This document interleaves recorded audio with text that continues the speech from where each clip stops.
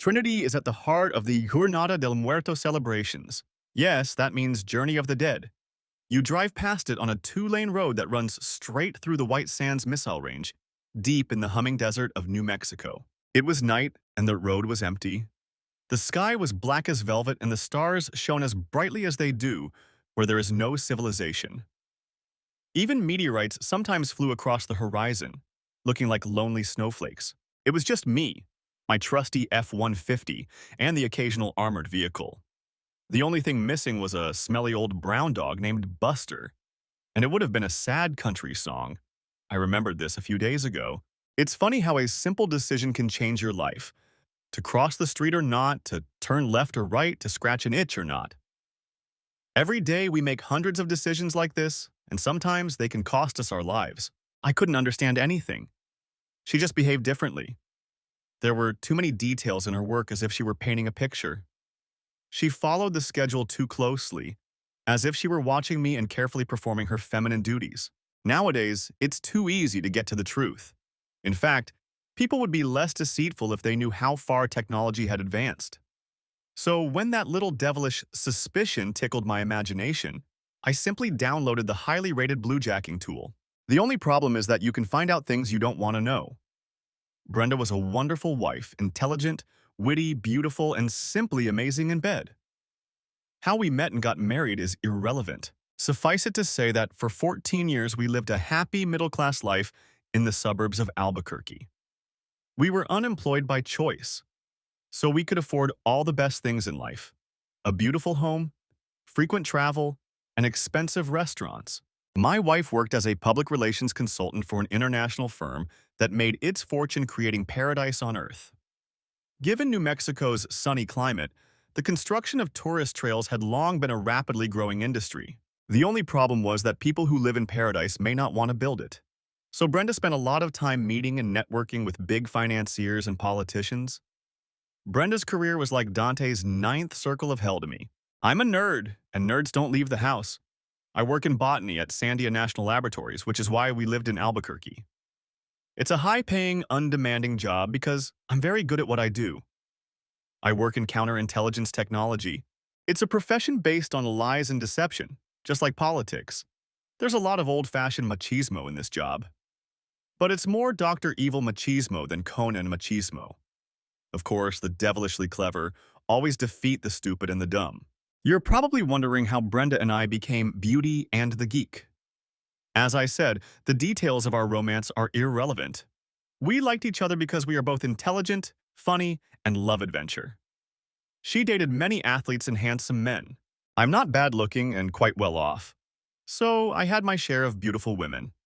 The problem was that everyone we dated before we met each other made us cry.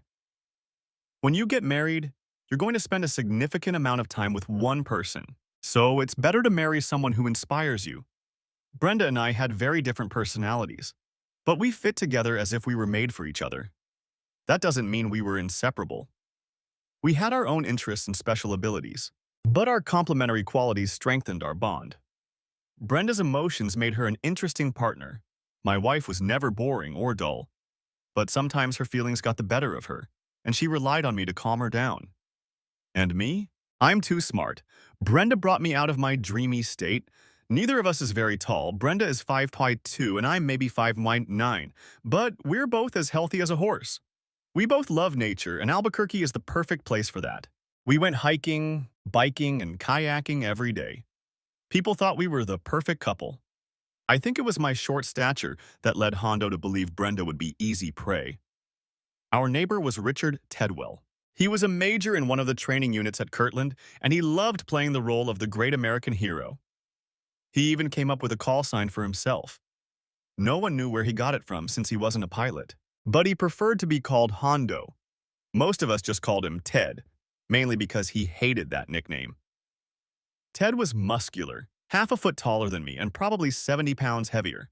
Most of that weight was subcutaneous fat, whereas I, at 75 pounds, didn't have an ounce of fat on me.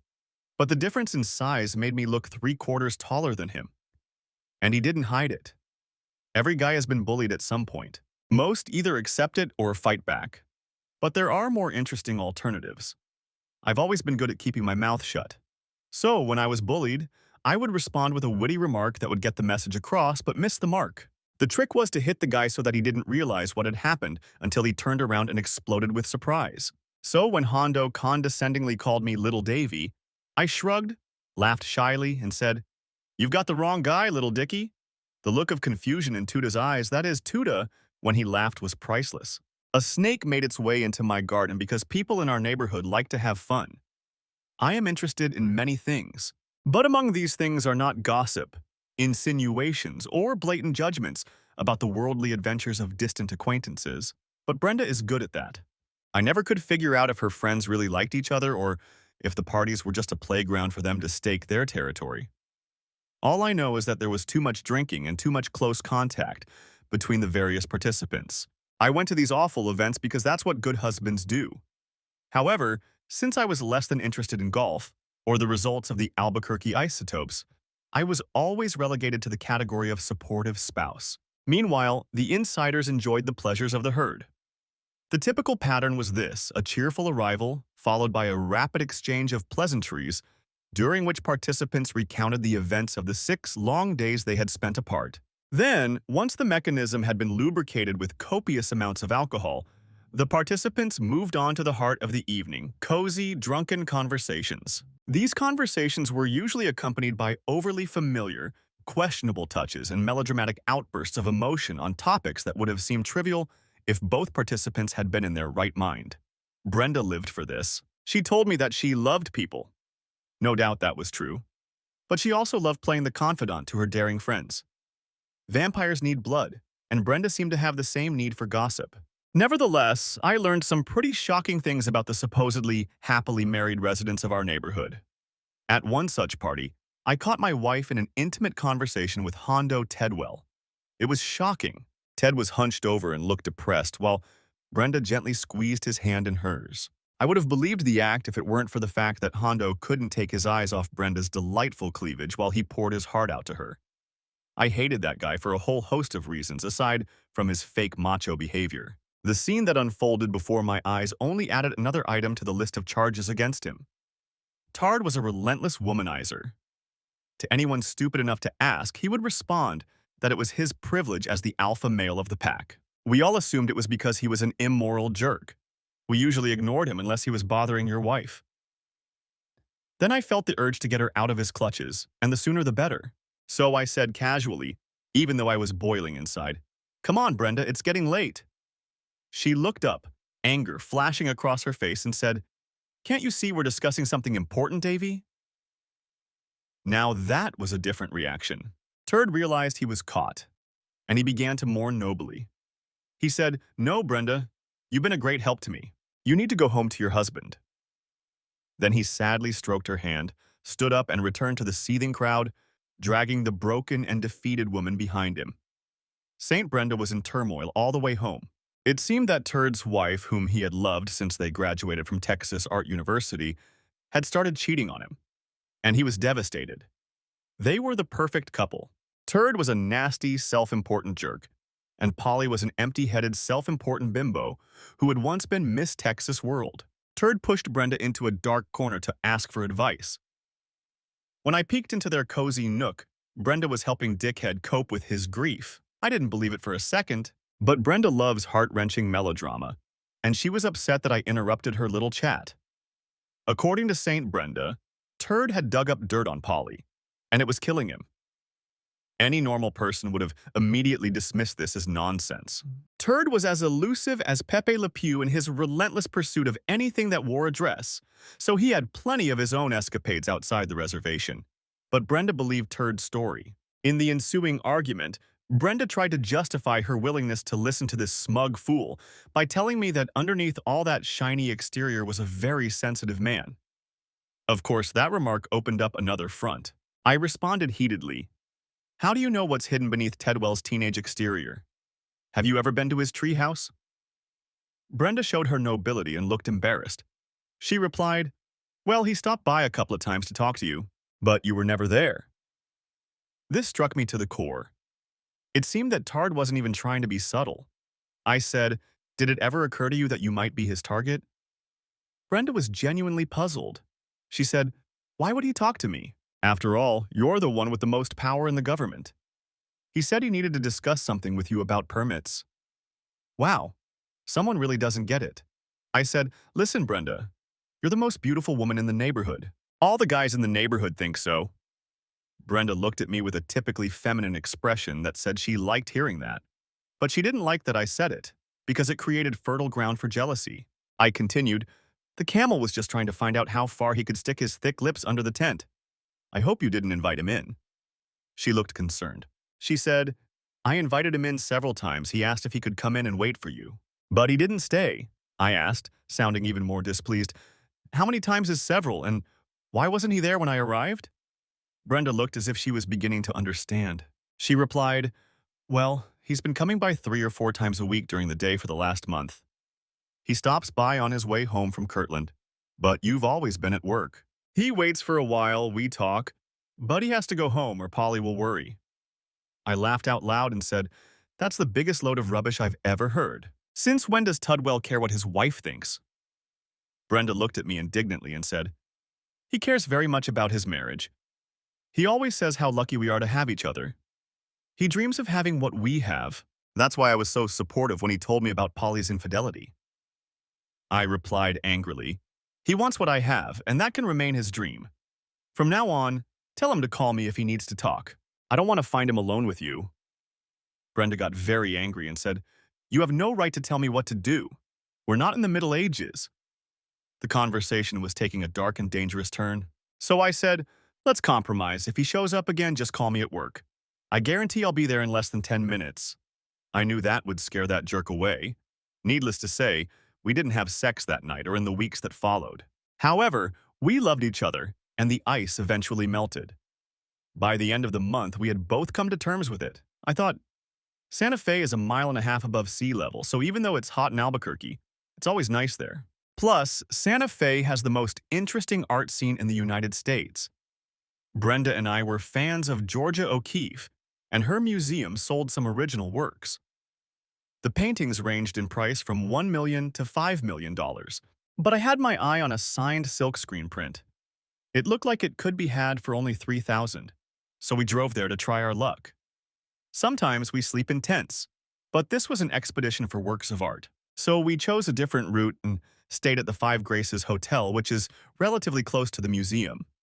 The hotel was decorated in a hacienda style, with adobe walls and massive Spanish furniture. The bed looked like it had been carved by Ferdinand and Isabella in a monster workshop. Richly decorated is not the word that could be used to describe it. This was very timely, as Brenda was finally back in a good mood. My wife had been distant for a month. I blamed it on the argument about Turd. She thought I was mean and insensitive. I thought she was an idiot. We made love more often than usual, but it wasn't the all-consuming ecstasy that was normal for us. Obviously, the tender feelings were still there. The evening came as we finished dinner at a nearby restaurant. On a warm evening in Santa Fe, the sunset has something special. The air is soft and the light has a unique reddish-golden hue. The sky was almost purple with bright stars beginning to appear, and the crescent moon rising in the northeast made me want to howl. And Brenda's enthusiastic look told me that tonight it wouldn't hurt. The next day, we went to a museum. Some men view their wives as trophies, living proof of their masculinity. I never looked at Brenda that way. She was my age and my partner. Her beauty was only one aspect of her contribution to our relationship. It was her energetic personality and loving warm heart that made her who she was. But now I was in a Chinese finger trap. The more I berated my wife for making a mountain out of a molehill, the more she reproached me for being cruel and jealous. At the same time, I couldn't pull Turd aside and tell him to stop making a fool of himself. I would have looked like a paranoid weakling. I refrained from taking any action, hoping that she would either come to her senses or that Turd would ruin everything by going too far. I'm serious. You have to trust your wife. She's the only person in this cruel world you can rely on. And if you start to doubt her, you'll find yourself on a very slippery slope. Maybe I'm too cynical. But it seemed to me that Brenda's innate faith in humanity was her Achilles heel. It made her easy prey for any man cruel enough to take advantage of her innate gentleness. Of course, that takes an immoral jerk. But I knew someone who fit that description. Shakespeare was the first to write, All the world's a stage and all the men and women merely players. In short, what you believe to be reality is written and directed by you in your own mind. Turd could have been a jester in his role as Captain America, the alpha male of the pack. But alas, he didn't know that. In fact, he believed he was entitled to all the privileges, and that's exactly how he behaved. The reality of his aggressive attempts to break Brenda up made him a threat because she didn't see it. So I had to do something about it. I think there are people who manage to get away with cheating. But most couples get caught because cheating is a very complicated process. If you cheat, you have to keep track of all the usual things, plus a bunch of unusual things. And normal people just can't keep track of all the details. That's why people who do things they shouldn't inevitably get caught. Unexplained behavior always has a logical explanation. This truth applies to every area of life. For example, this is how scientists discovered the planet Neptune. They noticed that Uranus's orbit deviated from the norm, made calculations, and discovered that Neptune was following behind it. That is why the phenomenon of hidden influence is called the planetary body principle. The same applies to fraud. Behind a change in normal behavior, there is always some kind of malicious force. Watching how Turd and Brenda interacted at parties, I saw how he was trying to pull her into his orbit. So I decided to cross the Rubicon. 6 days before the next party, I visited the darknet market and bought a simple man-in-the-middle package. I did this harmlessly. After all, if you start buying military-grade hacking tools on the darknet market, you quickly become the target of intense scrutiny from both foreign and domestic intelligence agencies. I dropped the bomb at the next barbecue. I sat with the other geeks, and Turd hung around looking like his dog had been shot. Brenda watched him closely, even though I asked her not to. I scanned Turd's mobile phone. Naturally, it was unlocked. He never bothered with nonsense like protecting his phone from people like me. Of course, the only sure way to protect it from me was to run him over with his own car. But I digress. In less than a minute, I had inserted my favorite phrase into Turd's phone. He immediately sent Brenda a photo of an adorable kitten. The flying monkey was hidden in the steganography. She opened the photo and gave Turd a loving look. The rootkit she had launched did the rest. Turd looked confused, which was to be expected since neither of them had any idea how many hidden programs I had just added to the background processes running on both of their devices. From now on, everything they did, photos, calls, and messages, would be under my control and logged in a cloud account belonging to me. I looked at my wife, who was calming Tedwell. I gasped, "Brenda, I hardly knew you." It was the paradox of paradoxes. I wanted to know. I needed to know. But I didn't want to know. Healthy people don't dwell on such life-shattering events. It proved that I wasn't as cool and self-sufficient as I pretended to be. The world is cruel, and a good marriage helps you cope with all these difficulties. It gives you a companion and a friend, despite threats and circumstances. So I really wanted to dismiss my suspicions as simple paranoia. I could live with a low opinion of myself, but I couldn't accept a discovery that would cost me an orderly and happy life. A figurative symbol of two people's fidelity is their willingness to limit their intimacy with each other. I mean that you cannot share your personal life with more than one person and maintain a special connection. And you cannot trust someone who thinks that is possible. The problem is that people are not monogamous by nature. Therefore, to remain faithful, you need conscious willpower. Strong and moral people will keep their promises. People without honor will not. That is why, in many ways, fidelity is a litmus test of a person's character. I had known Brenda for a long time and understood how important personal honesty was to her. So I couldn't imagine circumstances in which she would willingly sacrifice her precious sense of self-worth, especially to scratch an itch. Theoretically, of course. But if you're secretly trying to learn something, you shouldn't be surprised when you learn something new. But I was shocked. The fateful call came at 9:23 a.m. on Monday after the party. It was Dickhead. Every pore of his body oozed humble gratitude. "Brenda, you're the only person who understands what I'm going through. I would have killed myself if it weren't for your love. It's so hard to stay away from you, knowing what we've been through." My heart sank. Brenda said in a desperate voice, "I've told you, Richard, I don't love you, I love my husband. I'm only doing this to help you adjust to your new life without Polly." What to do? My brain went into DEFCON 1 mode, weapons at the ready. Turd said with regret in his voice. "I know, but it's the only thing keeping me going. Maybe we'll meet again in the near future. I really need your special support." Brenda said, softening her voice. I understand. I would feel the same way if I found out that Davy was having an affair with her. We can meet one last time, but you'll have to go through this without my help. I don't want to lose my marriage because you can't handle it. Seriously. Is this woman completely out of her mind? The rest of the conversation was spent making arrangements. Tidwell had to be in Holloman on Air Force business and wanted Brenda to meet him in Alamogordo the following Wednesday. That was over 200 miles away, so the distance for the meeting should be safe. Brenda thought about it, but Ty's pathetic whining finally broke her resistance. Brenda's company owned a fleet of small two-seater helicopters. They used them to fly over their territory. To do real estate in New Mexico, they had to fly almost constantly, as the desert areas were quite far apart. So Brenda had a private helicopter pilot's license and was used to flying to different places. It was one of her most interesting quirks. She could easily fly to Alamogordo and back in a single working day. You might think my wife was either a complete idiot or a slut. No one with an IQ above room temperature would fall for Turd's nonsense. But this man had been stalking her for God knows how long to scare her. And by all accounts, he succeeded. Brenda was naturally kind, warm-hearted, and sentimental. She loved puppies and kittens and cried at every touching film. Unfortunately, she was also willing to deceive herself into believing that people said what they meant. The conversation ended with Brenda saying, I'll meet you at the usual place. But this is the last time, Turd said with tears in his voice. Yes, I know, and thank you. My first reaction was a confused, empty, oh shit, the kind you always get from Wile E. Coyote when he realizes he's fallen off a cliff. And, like the coyote, this was immediately followed by a long fall that smeared his insides across the desert landscape. How could Brenda be so stupid?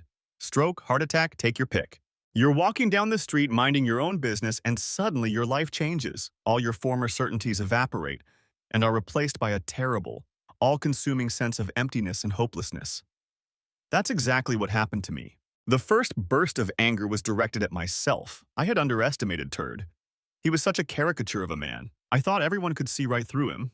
But of course, I wasn't there with him during those long hours when he sat at our kitchen table, painting a different picture for his wife. Turd must have convinced Brenda that he was a sensitive and sincere person. Beneath all the nonsense, there was a really good man. Perhaps he used what Brenda knew about his despicable character as a kind of psychological ploy to convince her that his repulsive behavior was intended to protect his delicate self from a cruel and ruthless world. For Brenda, it was a godsend. Since Turd's social development hadn't progressed beyond the age of 14, it probably never occurred to him that there could be consequences. I don't have the physical attributes, but I do have certain skills, and I plan to take Richard Tadwell down from a great height. It was Monday. I had business in Sandia. But the rage burning in my heart demanded satisfaction. I didn't know the whole story, yet.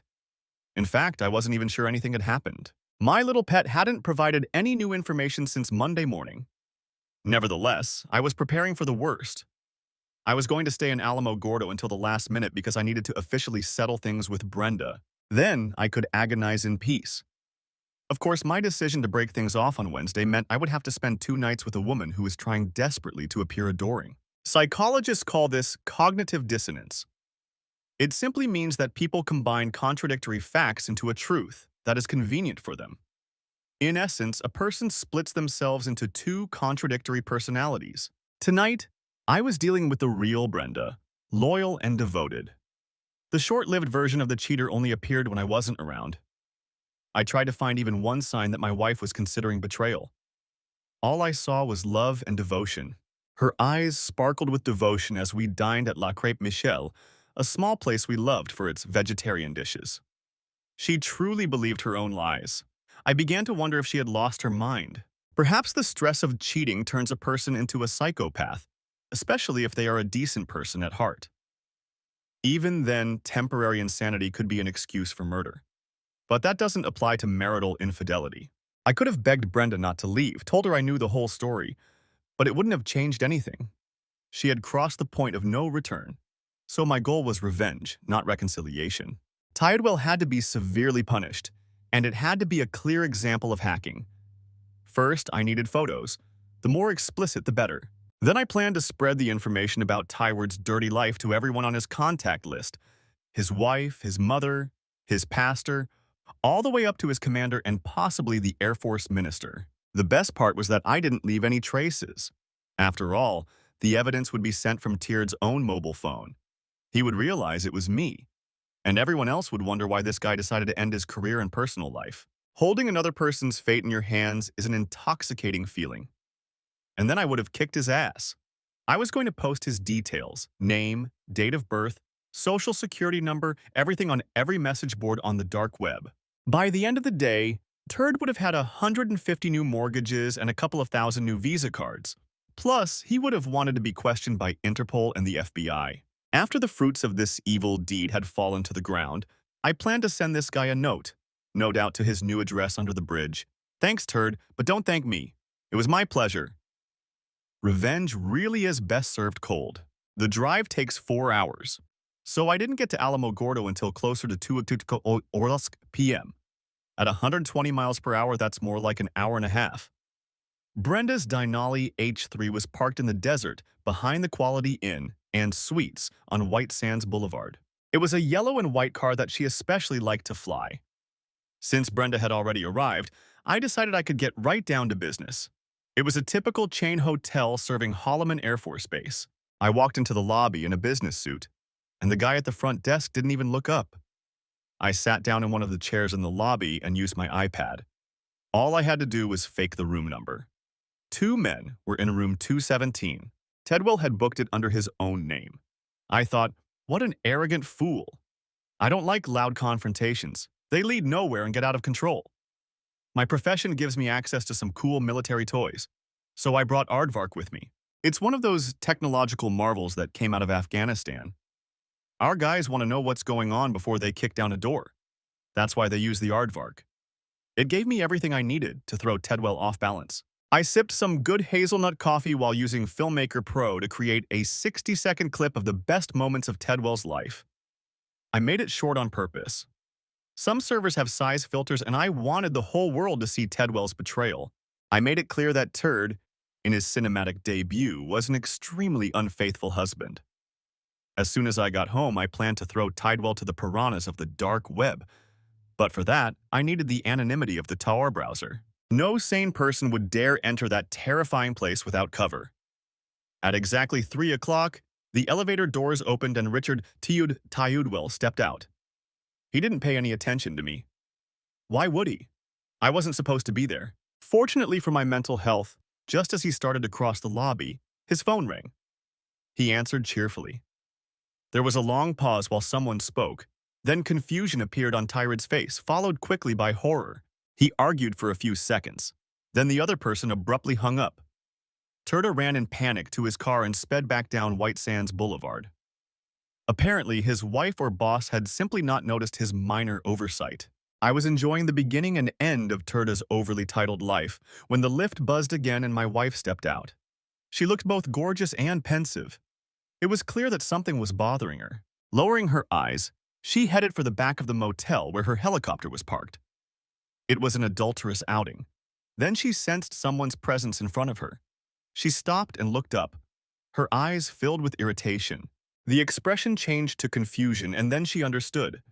It's called vasovagal syncope. It's caused by shock. A more common term is fainting. At first, her eyes reflected pure surprise. Then they rolled back. I picked her up and carried her delicate body to the nearest sofa in the hall. The last thing I wanted was to cause a scene. Fortunately, the guy at the counter had already disappeared. I sat her down, still supporting her with my arm. She came to almost immediately, looking confused, and then realized who she was leaning on. Her sigh was so loud that everyone in the room could have heard it. Fortunately, there was no one else there. I said as gently as I could, I don't want you to explain anything. I just want to make the final preparations. Brenda's face turned pale. She said in a voice full of sadness, Oh God, Davy, this wasn't supposed to happen. I thought, what were you thinking, Sherlock? But I replied, you know what I do for a living? She grabbed my shoulders in panic and said, you have to let me explain. It's not what it looks like. I thought, they never have fresh or original lines. I said, "It is exactly what it looks like, my dear. Would you like me to repeat it?" I pressed the icon on the iPad. Tears welled up in her eyes. She buried her face in her hands and sobbed, "You shouldn't have found out." There was no one else in the lobby, and I didn't want her to make a scene. So I pointed to the ladies' room and said, "Go in there and calm down, and we'll talk tonight at home. I still have a long drive." She nodded, her beautiful face reflecting deep unhappiness. She said plaintively, "I love you, Davy, only you." I stood up, looked at her sitting on the sofa, and said completely sincerely and honestly, "I love you too, Brenda. That's why it's so hard. It's late. Let's talk at home." I turned around and walked as calmly as I could to the car park. The sound of a woman crying rang in my ears. I began to feel my legs buckling beneath me. So I stopped at the first place I saw heading north. I needed a drink. A waitress who looked like she belonged in a tattoo and piercing museum brought me a beer. I needed that beer. I was starting to feel the effects of the shock, nausea and chills. I knew I had to get back to the truck quickly, or I wouldn't make it home. As I drove, I took pleasure in thinking about the shitstorm that had descended on Tedwell. The look of utter horror on his face was priceless, and the best part was that he didn't know anything yet. The real pain would come when the dark web dealt with him. As I said, there were far better ways to get revenge than going to prison, like destroying that bastard's life. However, there was also the pathetic little bird whose heart I had just broken. I could see it in her eyes. She knew her worth. It wasn't about misplaced trust or my ego. That's a simplistic view of betrayal. The exclusive connection had been severed, and every aspect of our special bond was gone. We would never be able to say, "It's just you and me," forever. The ghost of Richard Turta Tadwell will always stand between us and say, "But I was there too." We all have weaknesses, every one of us. Some lucky people manage to live their lives without being affected by anyone else. But more often than not, your personal weaknesses become your downfall. Worse, there is always collateral damage. For example, when that person you think you love most is dragged into the abyss with you. That was the reality we both faced now. As for me, I felt the emptiness that comes with realizing you're in deep shit. I had to take action to deal with Brenda's betrayal, but what was I supposed to do? Divorce her? Bury her in the back garden? Live as a cuckold? I don't like cuckolds or murderers. So the first option seemed like the only one possible. We talked, but Brenda was now a stranger to me. I had no idea what could have driven her to such a painful act. It was completely out of character for the woman I thought I knew. I thought we had a shared vision of the future. Clearly, that wasn't the case. There would be no more happy moments, no more joy in the little things in life, no growing old together. It would be a painful breakup for both of us. We were just two strangers, alone in a foreign country. It was already completely dark when I drove through the Mockingbird Mountains and out into the desert leading to Highway 525. Blake Shelton's song, "When Somebody Knows You That Well," was playing on Sirius XM. The lyrics had a sad irony to them. I drove through the bleak landscape of the Sonoran Desert. It was hard to believe that the future of humanity was being laid in this barren wasteland. Our modern era began at 5:29 a.m. on the 16th of July, 1945. It was at that moment, in the desert sand before me, that the idea of the nuclear device was born. Its code name was Trinity. Robert Oppenheimer supposedly came up with it as a reference to a poem by John Donne, but American physicist Ken Bainbridge expressed it best. "Now we're all sons of bitches." The splitting of the atom changed every aspect of human existence. The scientists who did it had no idea whether their little device would work or what would happen when they pressed the button.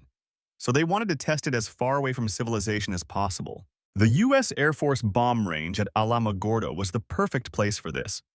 It was located in the middle of hundreds of miles of desert where there was nothing but lizards and snakes. There was only one building within a 20-mile radius, the one where the bomb was assembled.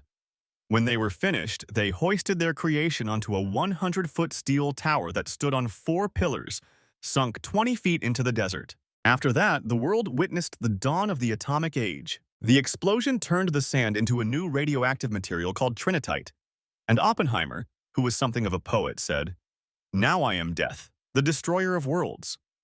I was approaching the access road leading to the Trinity site itself. The landscape was illuminated by a strange silvery light emanating from the night sky with its trillions of stars and a full moon. The road was to my right and clearly visible. The headlights illuminated a historic sign, and a small figure appeared at the intersection, looking straight at me. It was the strangest and most striking sight imaginable. I braked and stopped. In the headlights appeared a creature that looked like an alien. It was a young woman of unearthly beauty, small but extraordinarily graceful. I realized that she was exceptionally slender because she was wearing a tight-fitting black suit that hugged her from neck to boots.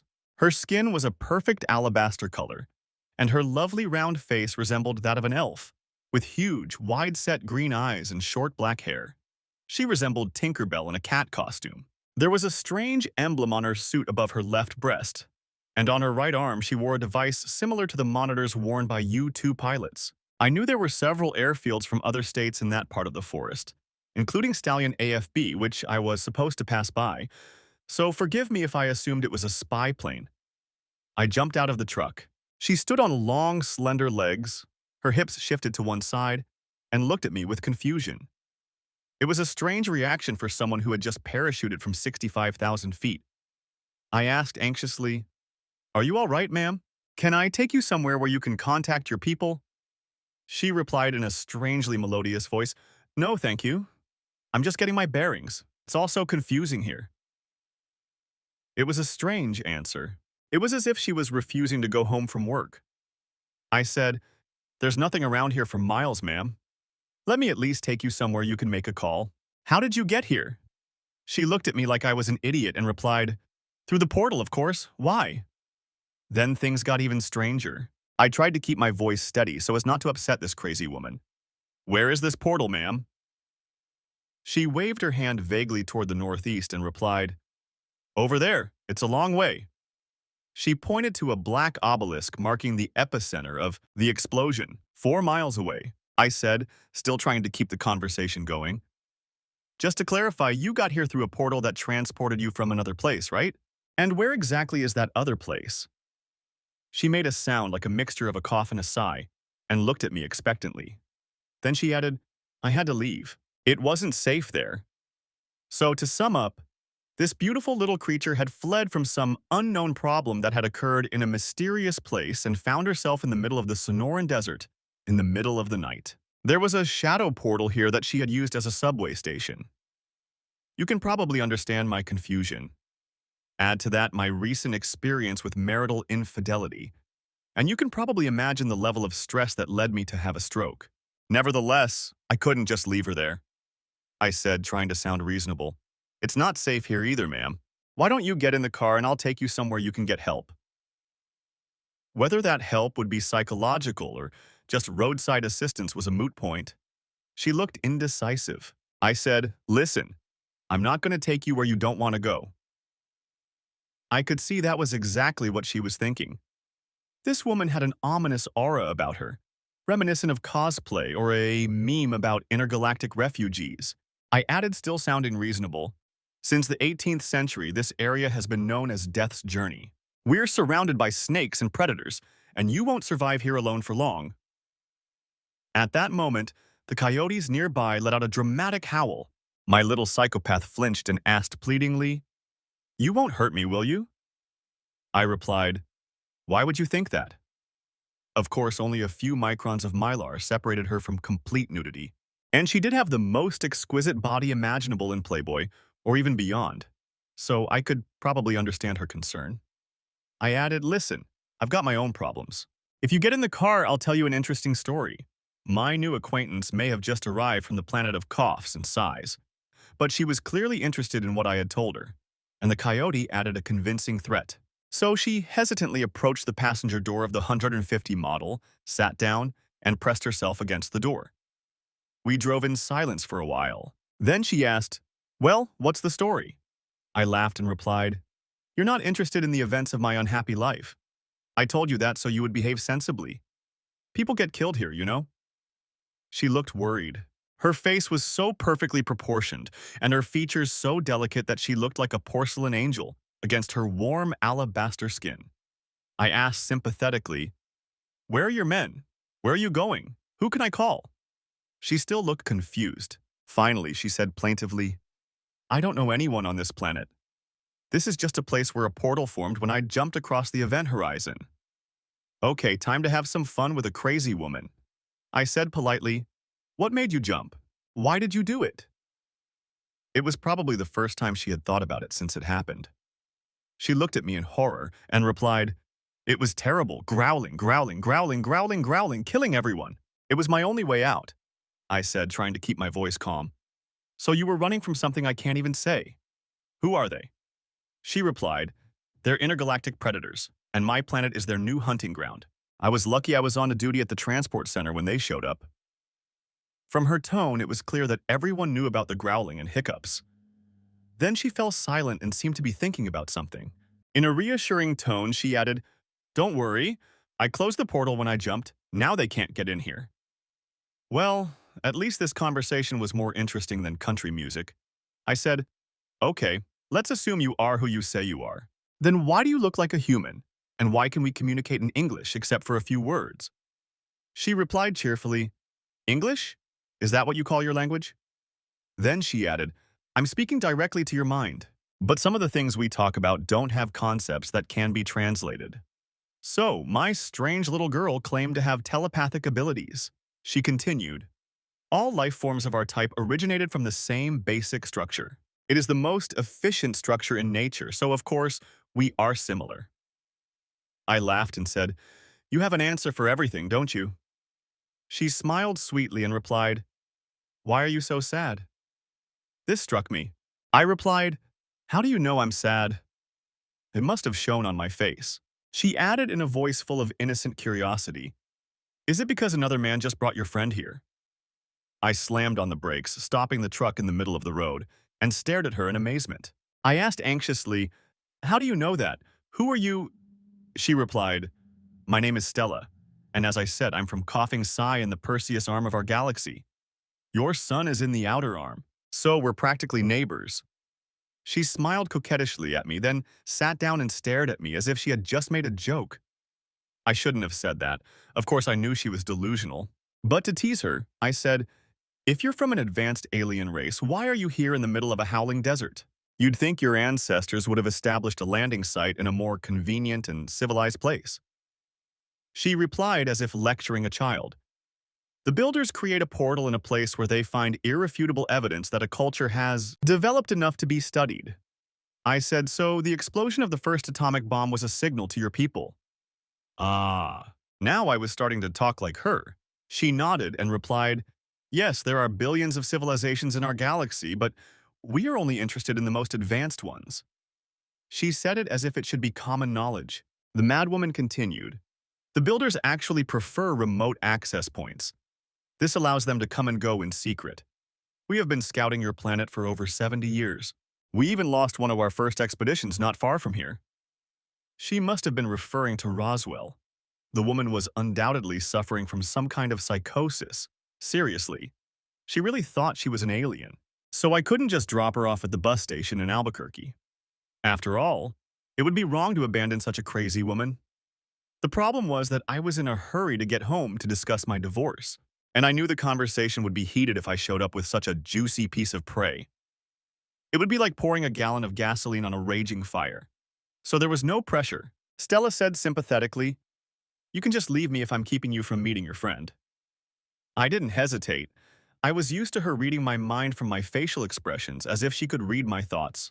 Nevertheless, I realized I had been betrayed. My new friend was clearly a decent person, and I said, I don't know your story, but I can't just leave you. I have to help you. A beauty like you wouldn't last 2 minutes on the dirty streets of Albuquerque. I said, I don't know how you know that, but you're right. I just saw my wife with another man, and in my culture, that's the most heinous form of betrayal. I'm going home to discuss the terms of our divorce. Culture? I had to watch myself, or she would drag me into her delusions. Stella, the star girl, was very persuasive. She nodded and said, yes, that's the norm in most family cultures. It guarantees the lineage of the offspring.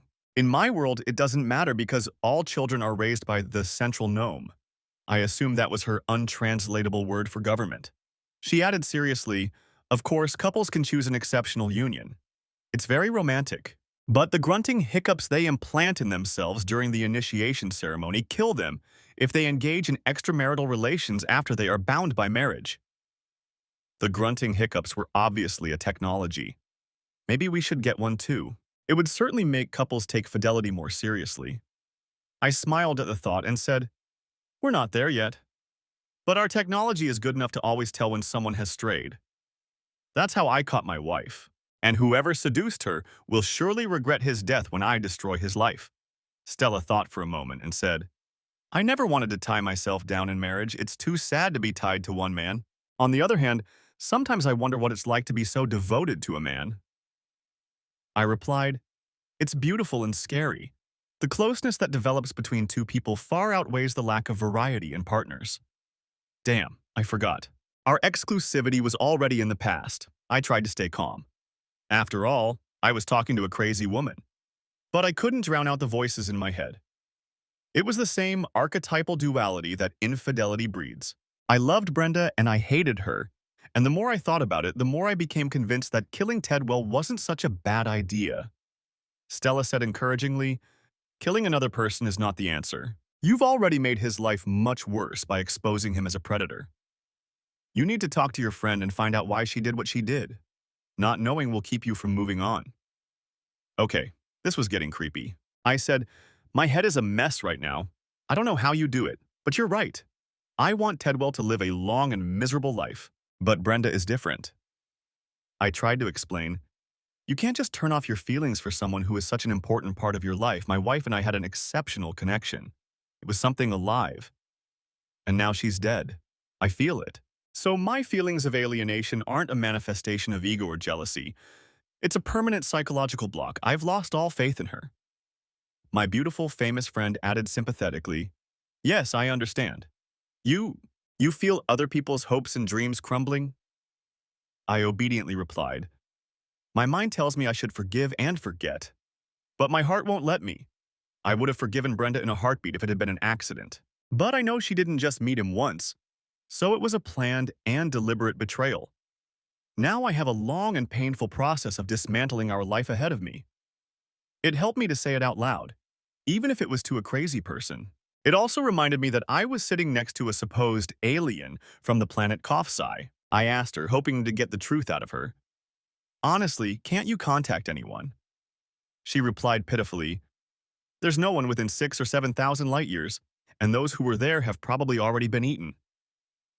She turned to me with her cute, tear-stained face and said plaintively, "You are my only hope. I must put myself in your hands." Great. I had just taken in a beautiful stray kitten and gotten rid of my cheating wife. Why me? To make matters worse, this woman looked like a Sports Illustrated cover girl. I was sure her presence would help my divorce proceedings with Brenda, but what else could I do? I planned my first steps, exiting the I-25 and heading north. I knew I needed to find a place to stay for the night. After all, I couldn't live with my soon-to-be ex-wife, so I decided to drop off my celebrity girlfriend first and then go home.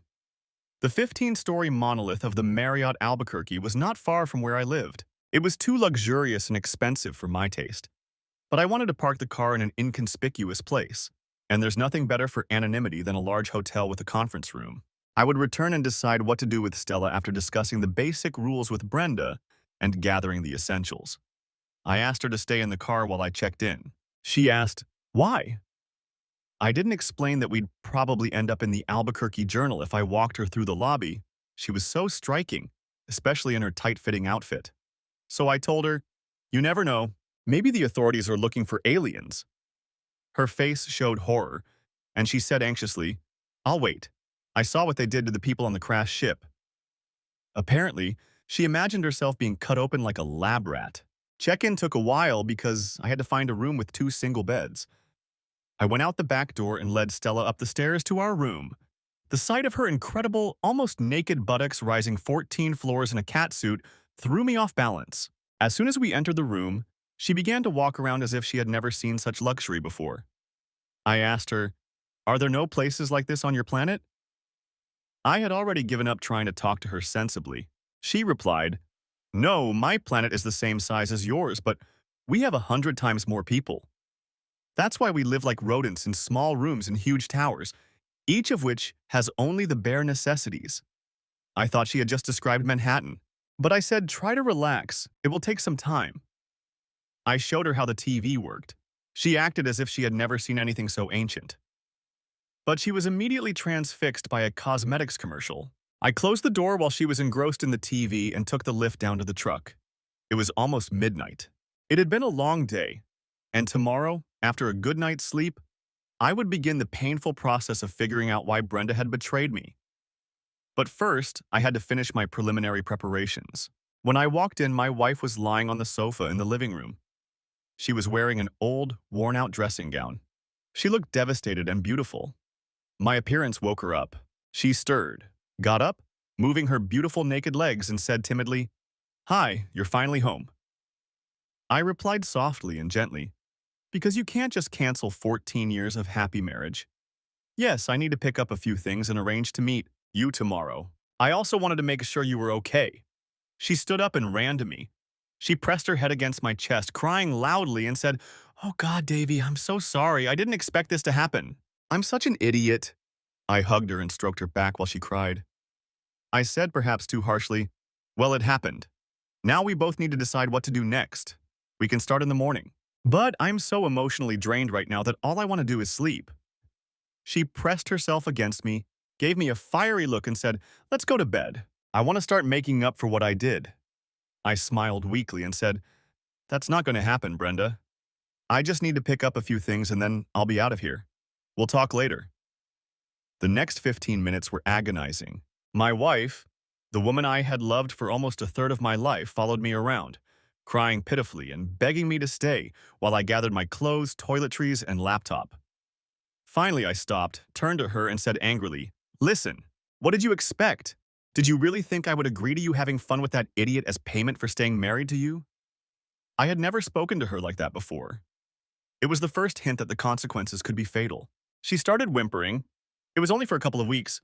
You weren't supposed to find out. I was so careful." This confirmed my suspicions. It was done on purpose. My heart exploded like the Death Star. I said, perhaps a little harshly, "You played, you pay. Now we're both losers. I need to get out of here or I'll say something I'll regret." I closed my bag, grabbed my laptop, and walked to the car. Brenda followed me, sobbing. "Don't go. Please don't go. I'll do anything." It was heartbreaking. I'm a nerd. So of course I had to analyze everything. First, it was obvious that Brenda didn't have a plan B. She was hoping to have a little fun and then go back to her life as my loving wife, and my husband would never find out. Second, whatever her motives, she always knew she was doing wrong. And finally, her motives were more complicated than just helping Turdu in his time of need. My wife was caring, right down to her color-coded fingernails. That certainly explained her strange fascination with the Dick Bright Rehabilitation Center. But it did not explain why she was cheating on me. Of course, Brenda must have believed that the situation was temporary, and since none of the husbands were harmed in the pursuit of her fantasy, her actions were justified, at least in her own mind. I didn't like it, and I didn't sympathize with her, but I understood her. After all, Richard Turd Tedwell was the one who should have been held responsible. Turd probably thought it was part of the game he had been playing throughout his prolonged adolescence. Cool guys got hot chicks, so naturally Turd wanted my wife. Of course, I blame Brenda too. But it was Tadwell's scheming that led her to the dark side, so I wasn't going to set the hellhounds of the dark web on Brenda like I was going to do to Tadwell. Nevertheless, the marriage was made. History. And only time travel could restore it. And then my thoughts returned to my little star. It was around 1 o'clock in the morning when I entered the house, trying not to make any noise. To my great surprise, instead of sleeping soundly, Stella was lying on the bed. She said, "I knew you would need comfort after talking to your friend. What is this female compassion?" First Brenda, now her. Are all women whores? Feeling her touch my consciousness, I recoiled and jumped to my feet. Gasping for breath, she quickly threw on one of the hotel's fluffy white bathrobes. She looked terrible. The robe was 3 or 4 sizes too big for her, and she looked like a 6-year-old girl. Her perfect face turned pale, then red. She whispered breathlessly, "I'm sorry, I saw it was meant to be. I didn't know." I replied angrily, "What did I see?" Her little act was starting to annoy me. Or maybe I was just tired of other people, especially women. She simply said, "How inappropriate of me. You are in conflict. You don't want to break up with your girlfriend, but you don't understand how you can be with her." I looked at her in amazement. Could she really read minds? She added sympathetically, "She's not really an obstacle. You know she only wants you. What bothers you is her disrespect, her deliberate attempt to deceive you. You don't know how you can maintain your dignity if you ignore the disrespect she showed you by entering into a secret relationship." Okay, I didn't know how she did it, but that was the problem. It was about preserving my dignity. Pride is the most deadly sin because it is directly linked to who you are. Lust, greed, gluttony, sloth, envy, and anger are direct transgressions. They can be overcome by suppressing desires, but pride is an innate quality. Pride dictates how you perceive yourself and how you behave. If you have too much pride, you are a conceited jerk.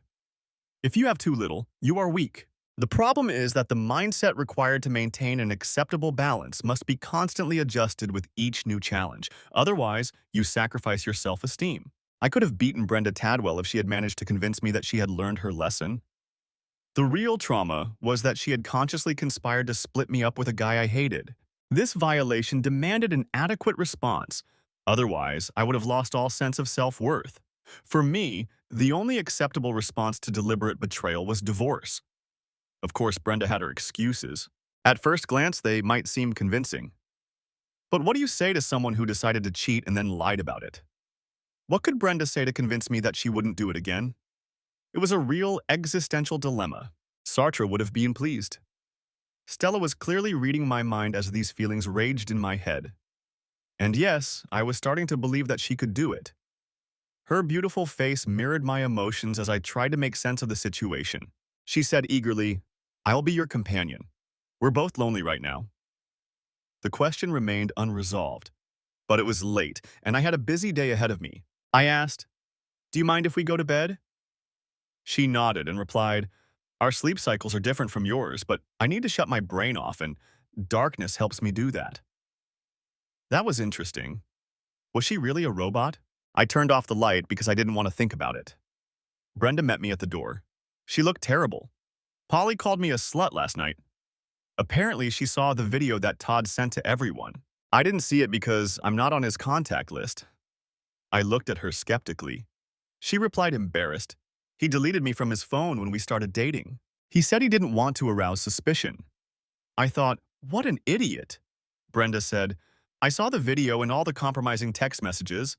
By the way, thanks for exposing me. I don't know how I'll be able to look my friends in the eye after they've seen these dirty deeds." She added sadly, "I don't know why Richard sent all that, but he's ruined his life. Polly is divorcing him, and the BBC is launching an investigation. Cheating is a crime in the army, you know." Then she realized what else she had implied, and quickly added, "I haven't spoken to Richard since my world fell apart. Polly told me everything." I could have warned Brenda that Thor's current problems were just the tip of the iceberg. I had far more diabolical thoughts about how his life would turn out once I got on the darknet. But that would remain between Thor and me. My current goal was to find an acceptable way out of the marriage. Like every morning for the past 14 years, we sat at the kitchen table sipping delicious French coffee. I'm sure I looked as stunned as she did. Her eyes were puffy and red from crying. Her hair was tousled, and she looked like she hadn't slept. People react differently to betrayal. Those who react more impulsively lose control of themselves. They cry, scream, throw things, and behave self-destructively. This happens because they are disappointed in their inability to change the unfairness of their circumstances. Maybe that's great if you're like that. Hysterics can even be fun in the moment, but it's self-destructive. You get nothing but more anger and disappointment, and shit happens. The key to maintaining your personal dignity is how you react. Brenda and I were tough people. It was part of our attraction. We were practical people, we always managed to accept what we couldn't change, and we had the wisdom to understand the difference. We also understood that circumstances were what they were. Now we were determined to deal with them as civilly as we could. We had 14 good years. Neither of us wanted to ruin those happy times, so there would be no melodrama, just two people who once loved each other, dealing with an unimaginable tragedy in the most constructive way possible. She looked at me seriously, searching for a glimmer of hope. I looked at her with inevitability. Finally, she said plaintively, "It's over, isn't it?" I nodded. She continued, "I knew it as soon as I saw the video. I swear he meant nothing to me. And that makes what I did even more incomprehensible." I continued to stare at her in shock. She sighed and said with an ironic smile, "It's better this way. I probably wouldn't respect you if you wanted to stay married." Brenda was a very strong and pragmatic woman. I said, "It's not about the sex, that was bad enough. But your infidelity was the deciding factor." Then I fell silent. I couldn't hold back any longer.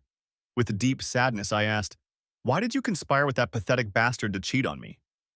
Her face turned pale. She lowered her head and began to sob, covering her face with her hair. I waited. Finally, she gathered herself, wiped her eyes, and said with tension in her voice, "When do you think I fell in love?" The question caught me off guard. I shrugged and asked in confusion, "What difference does it make?"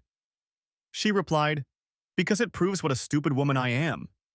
She paused, gathered her thoughts. Then she said, "Until we had that argument about Richard, I didn't do anything to attract my husband's attention. Maybe he was giving me signs, but I was too stupid to notice. That's why I thought your fears were unfounded and silly. When he came over the next time, I told Richard what you had said, and he assured me that he wouldn't come over anymore. And then it all happened. I thought the situation had been resolved and I was about to walk him to the door. But first, I took our coffee cups to the sink. He came up behind me, grabbed me, and kissed me aggressively. I didn't expect it. At that moment, I was confused, distraught, and lost. She looked guilty and said, "You know how touching like that affects me. I went crazy." Brenda noticed my confusion and added quietly, "It has nothing to do with this man. It's all about the situation, the fact that everything was so confusing." She added sadly, "And then there was the accounting.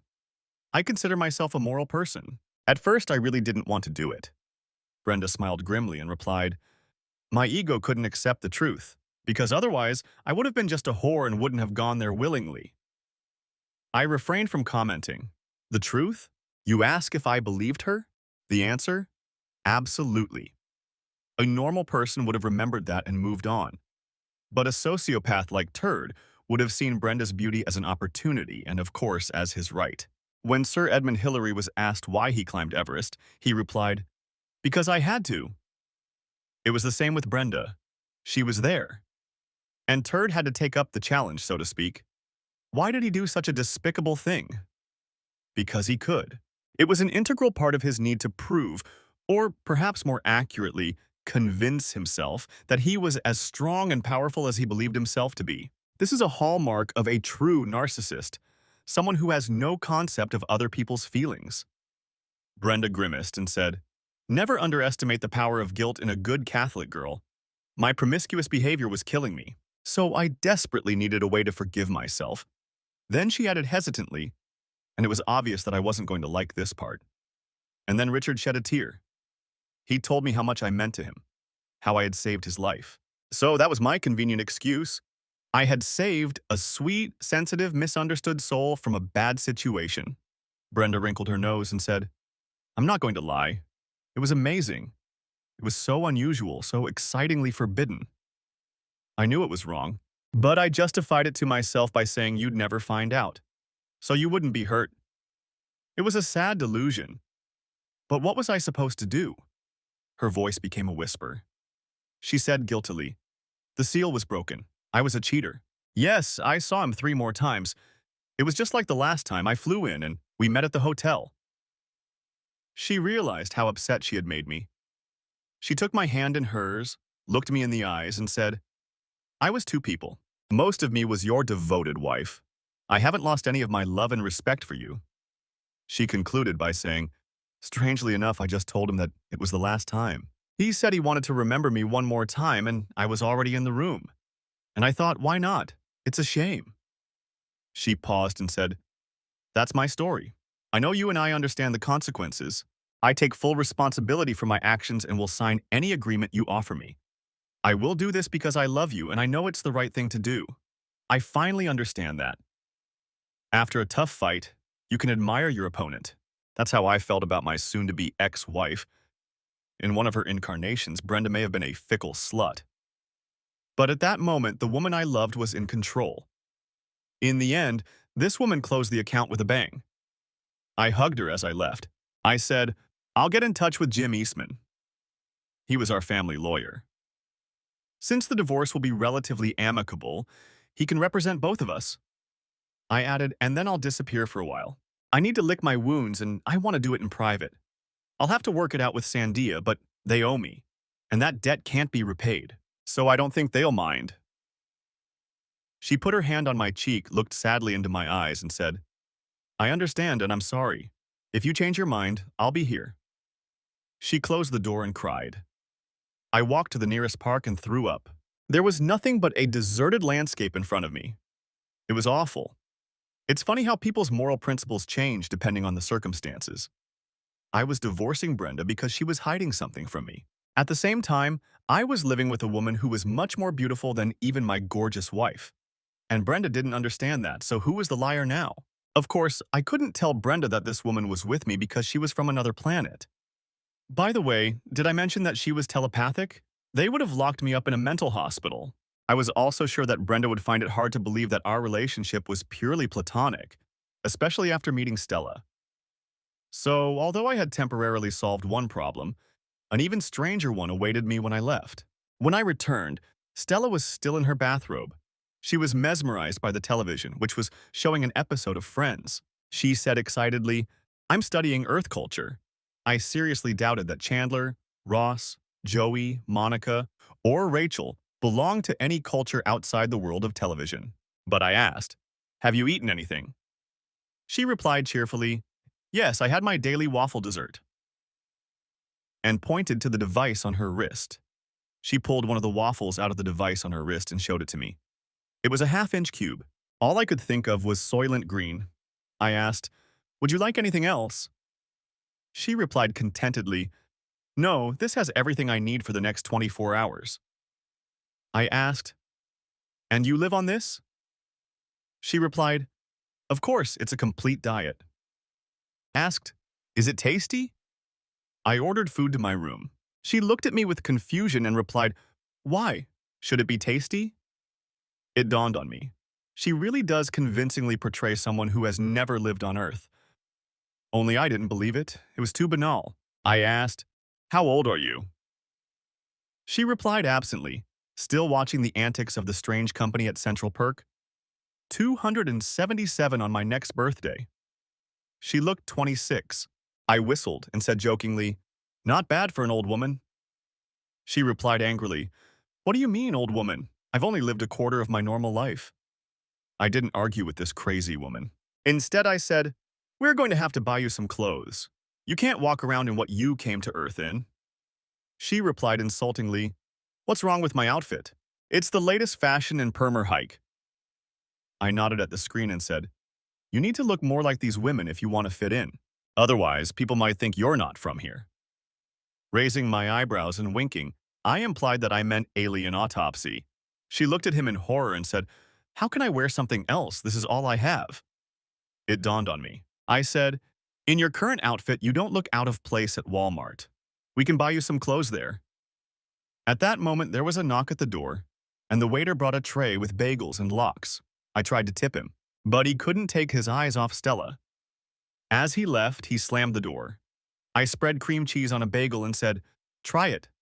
That's how we eat it here. She took a bite. Her eyes rolled back and her whole body shook. Gasping, she said, is that what it tastes like? An hour later, we entered the Walmart Supercenter in San Mateo. Stella kept bumping into the display cases and looking around as if spellbound. Just as spellbound, she said, look at all these beautiful things. I've never heard anyone talk about Walmart products like that. The Chinese would be flattered. Brenda spent 2 hours at the clothing racks in the back of the store and another 40 minutes in the cosmetics department. She said seriously, I learned all this from the Home Shopping Network. I really wanted to cut Stella out of my life.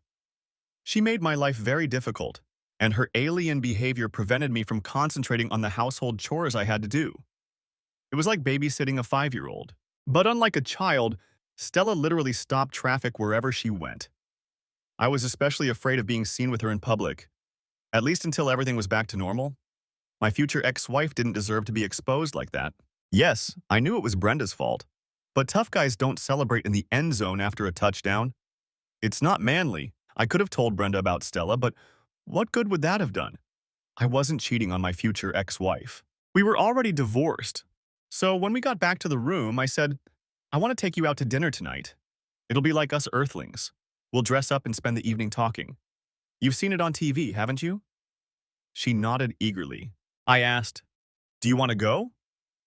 My celebrity girlfriend was very excited. Apparently, she had seen something similar on The Real Housewives and wanted to try it. She also wanted to continue her tasting experiment. I said, I need to prepare something. I'll be back around 6 to pick you up. I didn't want to talk about Stella's future while sitting in the room. I spent the day making plans for the divorce. It would be an easy divorce as everything was amicable. Easy except for the emotional pain that would follow. Part of me still wondered why I was doing this, until the ghost of Richard Tadwell appeared and said, yeah, why are you doing this, man? She's so cool. Thanks, Ted. That's exactly what I needed to hear. I also arranged for 2 weeks' leave. My team could manage without me, and the bureaucrats didn't care what I did as long as I covered their asses. I needed to help Stella. Whether that help would be psychological or astrophysical remained to be seen. When I returned, Stella was ready. She was stunning, but I just stood there with my mouth open. She, on the other hand, looked completely terrified. She must have learned how to apply makeup from YouTube. She had never worn cosmetics before. The makeup elevated her otherworldly beauty to intergalactic levels.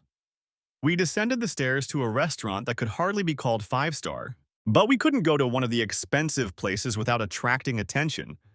Stella could even attract the paparazzi. Such a beautiful woman should be famous, right? The last thing I wanted was for Brenda to think I was looking for a replacement for her. Not because I didn't want revenge. I just knew that our divorce would be much less constructive if Brenda thought I was replacing her. Stella asked anxiously, do I look good? Is this what you expected? It was probably the biggest understatement since we have a problem with Houston. I wondered if there was an insecurity gene in the X chromosome. My only concern was how to fight off predators with a stick. As soon as we sat down, I ordered food for both of us. I tried to choose everything tasteless, as Stella claimed she had been eating something resembling fish food her entire life. She insisted on trying everything I ordered. From time to time, she would give me questioning looks. She knew why we were there. Remember, she supposedly could read minds. Finally, I said, okay, how are we going to get you back to your world? She stopped mid-sentence and looked unhappy. She asked, why do you think I want to go back?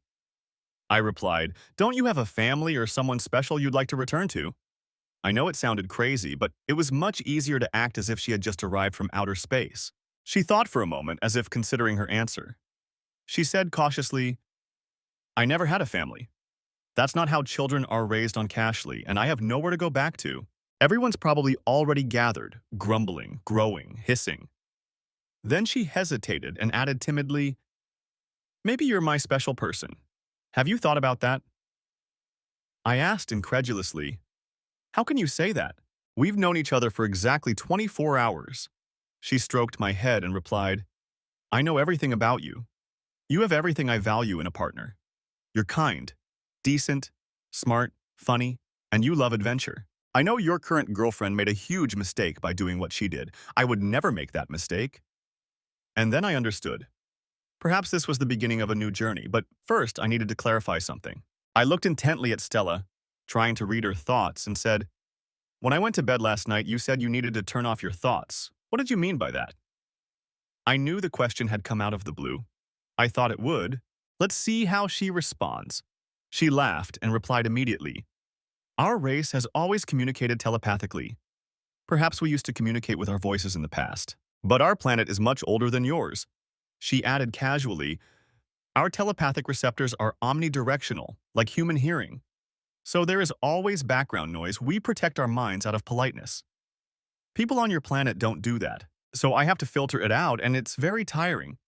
It helps if I can turn off my sensors. It's like your need for sleep. My God, that was too detailed an explanation to make up, I asked in amazement. So what you told me is true? You really are an alien, but you're still just a woman? That's like saying the SR-71 Blackbird is just a plane. but I still couldn't accept that the radiant beauty sitting across from me was real. She smiled gently at me and replied, "Of course. The universe is populated by countless civilized humanoids. We are all biologically similar. As I said, it's the most efficient configuration." I added, still stunned. "Really? There's a portal to a million other worlds in White Sands, and you're actually a refugee from another planet." She replied casually, as if we were discussing bus stops. "Well, there's another portal in the Jurassic Mountains now. It's near a place called CERN. It was built when your race started experimenting with subatomic particles. I think it's called the Large Hadron Collider. That's another great achievement." Wow. First, I found out that my wife was having an affair with another man. Now I found out that I was talking to a real alien, and she didn't look like an ugly little creature with Einstein's eyes. God, Spielberg was always wrong. Stella smiled radiantly and said, "Now you believe me." I replied, a little stunned, "I believe you." She asked eagerly, "So can I be your companion? I'm even willing to undergo the initiation ceremony. It will bind us together for life." Still trembling a little, I replied, "Let's take it slowly. We're not using a deadly device to stay together." She looked puzzled, as if she couldn't understand how we could do anything else. I smiled gently and felt love for the first time, not irritation. She really was a sweet, modest, and simple woman, and I had a feeling that beneath all these alien oddities lay an extraordinarily pure soul. I said softly, "We need to learn to be connected, and I'm still officially connected to another woman. That needs to be officially dissolved before we can devote ourselves to each other." Well, since I was going to connect with this beautiful alien woman, I might as well start speaking her language. This step was unexpected, but you know how it is. I felt a natural attraction to Stella almost from the moment I discovered her in the desert. She was the perfect woman in a physical sense, a beautiful movie star. But what attracted me most was her good-natured and carefree demeanor. There was not a trace of malice or deceit in her. I spent some time looking for a place where we could live. I wanted to find a safe place not too far from the city where Stella could begin to get used to Earth and Earth customs. We spent 2 weeks, which I took as holiday, settling in while I paid the ridiculous bills at the Marriott. I felt like I needed to hide Stella. I know that sounds hypocritical. After all, it was Brenda's secret affairs that destroyed our marriage. But I was hiding my star girl for a different reason. What's more, my marriage was already over. It just wasn't official yet, and I wanted the process to be peaceful. Many divorces end in bitterness and animosity. Everything gets messy, people get hurt and suffer emotionally. But the process can be less bitter and chaotic. Brenda and I had enough dignity to communicate civilly. Or maybe we just stuck to the old saying, "Never show that you're sweating." In any case, neither of us gave any reason to think that we were hurt. Instead, we discussed the situation until we reached a conclusion that, while not ideal, was acceptable to both of us. It was during one of these conversations that the topic of other people came up. The transition to other people was a simple conclusion. We were both attractive and heterosexual, so it was inevitable that we would start moving in that direction. Brenda said awkwardly, "Davy, I want to talk about what we're going to do next. Since we broke up, I've been asked out on dates by a lot of men, and I want you to give me permission to start dating again." It didn't sound as condescending as it might have seemed. It was obvious that we would both find other people to date. Brenda was beautiful, and I had, of course, already met the woman of my dreams. So I was happy and pleased that she had enough respect for me to take the first step. I smiled and said, "You were a wonderful wife, and I know you'll be the same for the next lucky guy. You're an incredibly attractive woman, and it would be a crime to hide your beauty. So we both need to start the process of moving on." She looked at me sadly. Her expression said, "I wish we could live together instead of apart." I added gently, "We both need a fresh start." I believed that. Once a bond is broken, there's no going back, no matter how much you want to. And if you do go back, it will always be an imperfect compromise with the past. Stella gave me hope for a better future. I wanted Brenda to find that hope too. Besides, I was beginning to understand my star girlfriend. Stella may have come from a wormhole in the center of the galaxy, but she was like a girl who had come to the city on a bus from Nebraska. She was simple, happy, and warm-hearted, not an aloof alien. Although I did have to warn her from time to time not to get inside my head. She was constantly tiptoeing around like a loyal golden retriever, checking to see if everything was okay, wanting to reassure me. I rented a house in Sandia Heights, which was a short drive from the National Laboratory on Highway 556. The neighborhood was upscale but rural. Stella had plenty of room to spread out without worrying about close neighbors. The man I was renting from wanted to sell his apartment, and we came to an agreement. As soon as the divorce was finalized, I would buy it at his asking price. In the meantime, it was off the market. The purchase went through in just a month and a half. Stella's help in setting up my world more than made up for any regrets I had about losing Brenda. Stella's world was a glimpse of the future of Earth. It was catastrophically overpopulated and polluted to such an extent that trillions of its inhabitants were forced to live inside polymer domes. As a result, their society was strictly regulated and restricted. Each person was assigned a specific role at birth and lived according to all the rules. Stella herself was a console operator in a transport center. That's why she knew one little thing that was completely out of place in my world. Think about mobile phones. They are everywhere. Everyone uses them. But few of us understand how the electronics of a mobile phone or a cellular network work, or could build such a thing. That was Stella's situation. She was not one of those who created, controlled, or managed technology. She was a simple technician. Now let's go back to the 18th century. In those days, knowing how to use a mobile phone would have been of no use to you. At the same time, everyone around you knew how to cope with life better than you did. This was the problem Stella faced. Despite her experience of living in a world that was many light years ahead, she had to learn how to live here. She spent hours on the internet. The same concept existed in her world, but access to it was implanted in the human mind, so all it took was a thought. Now Stella had to navigate social media and other internet junk. Worse, she had to do it on a device that, in her opinion, was little more than a stone tablet. As Stella learned to speak, dress, and behave like a normal Earthwoman, I began taking her to places where normal couples go. One evening, we had dinner at Antiquity, a restaurant near Albuquerque's historic plaza. They serve the best Chateaubriand in town. Brenda and I often dined there in the past. No man would feel completely safe appearing in public with a woman like Stella. She causes a stir wherever she goes.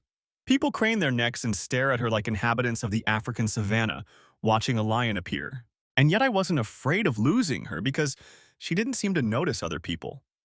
I was glued to her like a little duckling. Today, she was wearing a classic black dress with a simple pearl necklace. Her features were so perfect that looking at her was like looking at a work of art. We shared a plate of carpaccio, and Stella was so absorbed in the small pieces of beef that, in my head, she was cooing and purring. At that moment, a friendly voice rang out. "Hi, Davy. I knew I'd run into you sooner or later." I had heard that voice for 14 years. So without looking up, I replied cheerfully, "Brenda, good to see you." She was standing next to our table with a guy who was obviously her companion. She was cheerful as always. I got up from my chair and introduced her. "Stella, this is my ex-wife, Brenda." Stella looked up and replied, "It's nice to finally meet you, Brenda. Davy has only good things to say about you." It was cruel. Stella's beauty made Brenda and her companion blink. It was like the reaction you get when you step out of the shadows into bright sunlight. Brenda said awkwardly, "This is my fiancé, Tom." We shook hands. I knew who Tom Holland was. He was the biggest developer in the entire Middle Rio Grande Basin and, rumor had it, a candidate for the Senate from the People's Militia. We had undoubtedly switched places. I said, "Nice to meet you, Tom. I wish you both happiness." This was followed by the typical smiling refusal that people give when they can't quickly get out of a situation. I sat down, and the two of them headed for their table. Holland looked back at me suspiciously. Stella said casually, "She still regrets losing you, and that man is very dirty-minded." Meeting Brenda was pure coincidence. We were at the antique shop for a different reason. I looked into Stella's incredible emerald eyes and said, "I told you we have an engagement ceremony where two people bind themselves in marriage." She replied, "Yes, but there's no implant to guarantee fidelity." I said, "But we have a sign that a woman wears to show her fidelity." I had learned to hide my thoughts a little. So when I took out the ring, it was a surprise. I said, "We can only promise to be faithful, but I'll die before I betray him." The explosion of pure, unrequited love almost knocked me off my feet. That night, we made love for the first time. I was nervous. It was the kind of excitement you feel when you enter into the last intimate relationship with the most important woman in your life. I asked, "How do you start making love in your world?" She replied, "There is no ritual. We got together a month after the divorce." Stella didn't want to use the word marry. She said it didn't reflect her feelings for me. To her, we were just family. It would have been the same even if Stella's family didn't live on the other side of the galaxy. We were just like that. Stella insisted on an invid connection. That's what I called her homeworld in my imagination. During the ceremony, I understood why she wanted to do it that way. We decided to take her to a special place, so our wedding night was spent in a REI half-dome tent. We sat on a rocky outcrop in Face Shield, a huge cliff outside Albuquerque in the Sandia Mountains. The sun was setting over the purple desert. In the gathering darkness, the lights of the city twinkled below us. Stella was enchanted. Perhaps her planet was more advanced, but that came at the cost of catastrophic overpopulation and environmental destruction. Life there was bleak. My world was a land of new experiences, and Stella reveled in every discovery. My bride was dressed in rough hiking clothes instead of a long white dress. We climbed knife-edge rock along a path that only experienced hikers and rock climbers could navigate. Stella handled it better than most of the regular visitors. One of Stella's special qualities was that she could easily handle any physical challenge. I was beginning to realize that, in addition to reading minds, my new wife had supernatural abilities. We dangled our legs over the edge of the cliff. The July evening was mild and fragrant, and Stella told me to lie down on the rock. She lay down next to me, holding my hand. The sky darkened, turning shades of purple and red.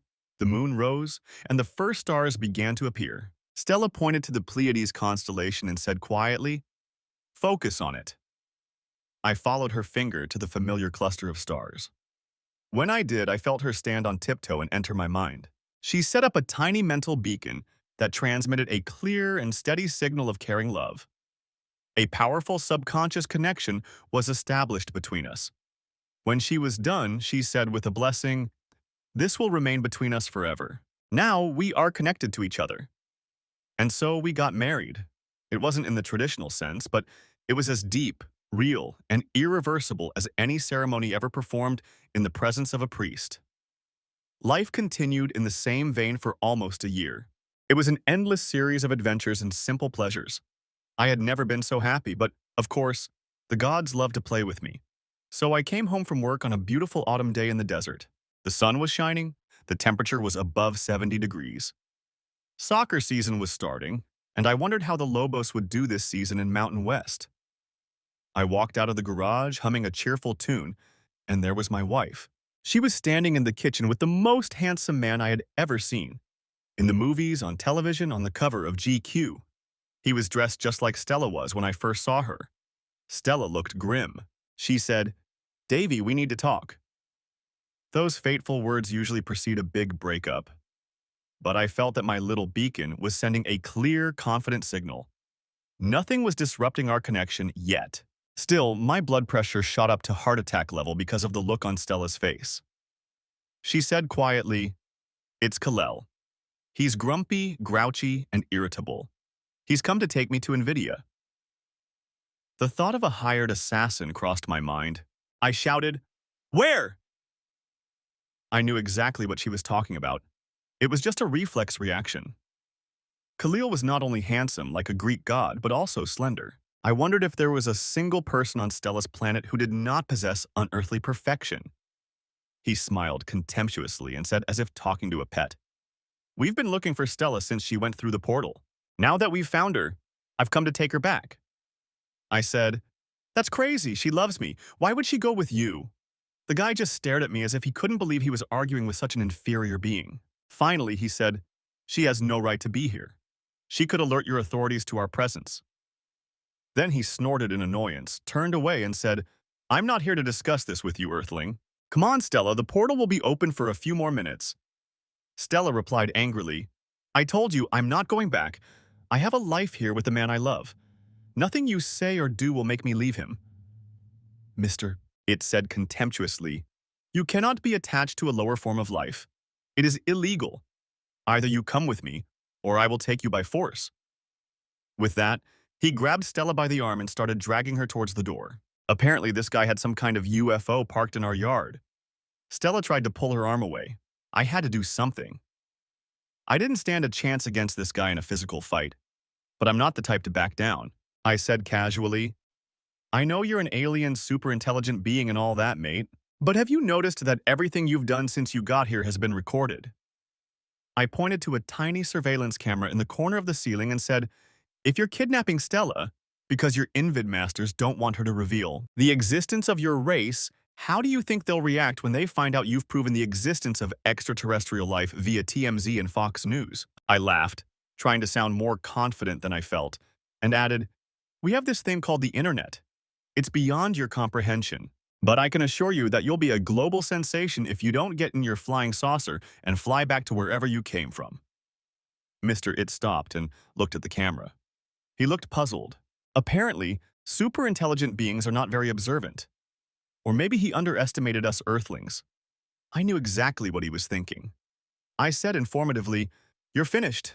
There's nothing here that can be erased. You'll never find the recording. It's being streamed to a cloud account, so smile.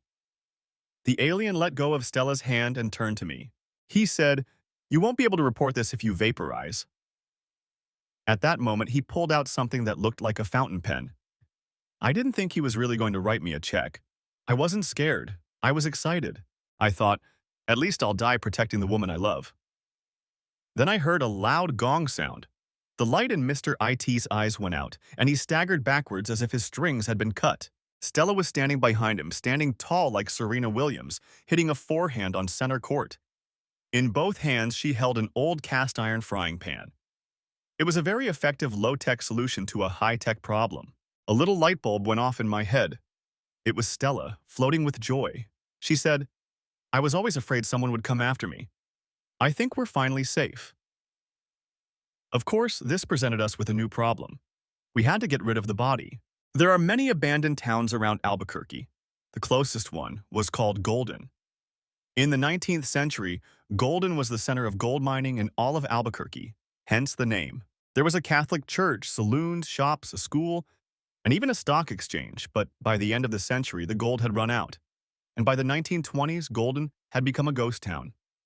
The old cemetery is next to a restored church built in 1830.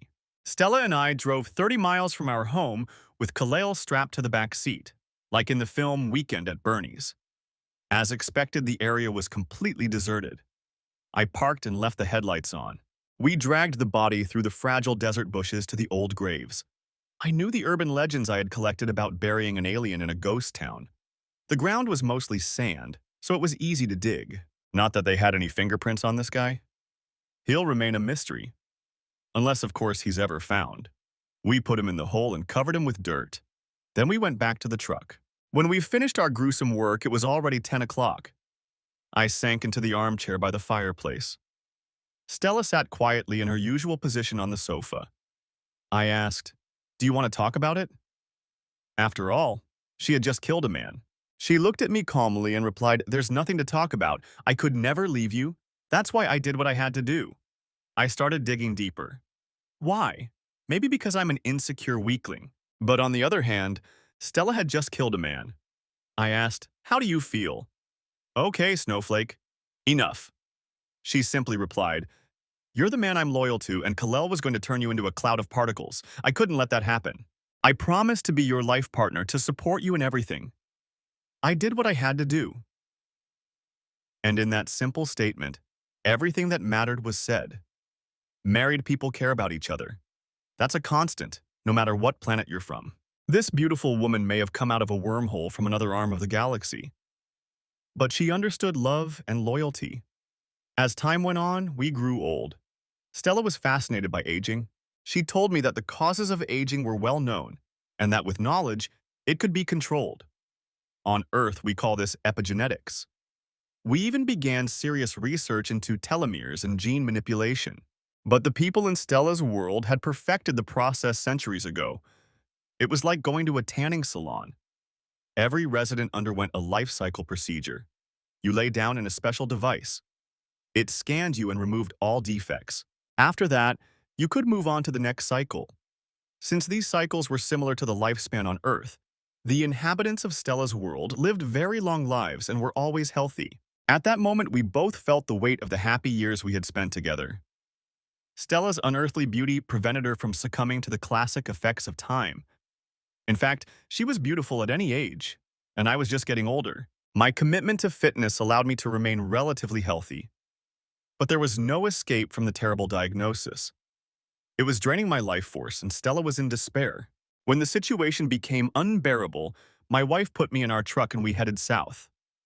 When she parked where we first met, the stunning desert night sky opened up above us. Then we began the grueling trek through Jornada del Muerto to the obelisk. 4 miles is a long way for a man who is almost dead, and it took several hours. Stella supported me every step of the way, placing her hand on my shoulder like a warrior wounded by life. The 12-foot monument loomed against the starry sky. The desert was silent. A light wind blew from the west. I was sweating and gasping for breath. Stella let go of my hand and lovingly leaned me against the black lava of the obelisk. She was wearing the same outfit and bandage as when we first met. She walked a few meters past the obelisk and did something to the device. The air shimmered, and the stars in that part of the sky disappeared, giving way to a miniature galaxy. She returned to me, hugged me around the shoulders, and helped me sit down in a chair. She said, "We will heal you, my lover." Epilogue. It was the middle of the night at Trinity. It was dark and lonely, as only the desert can be. Then a flicker appeared, which turned into a blurry shape resembling a galactic wheel. The flicker parted like a curtain, and 2 people walked through it. Then it disappeared. The man was fit and looked young. The woman was a magnificent example of femininity. They stood together for several long minutes, gazing wistfully at the night sky. Then they turned and walked hand in hand along the path toward the distant road. She asked in the doubtful tone of a long-married wife, "Are you sure the truck will start, dear?" He replied in the voice of a typical patient husband, "Of course it will, my love. It's only been a day. Let's have breakfast. We have our whole life ahead of us." Thank you for watching. I hope you enjoyed it. Subscribe to my channel and wait for the next video.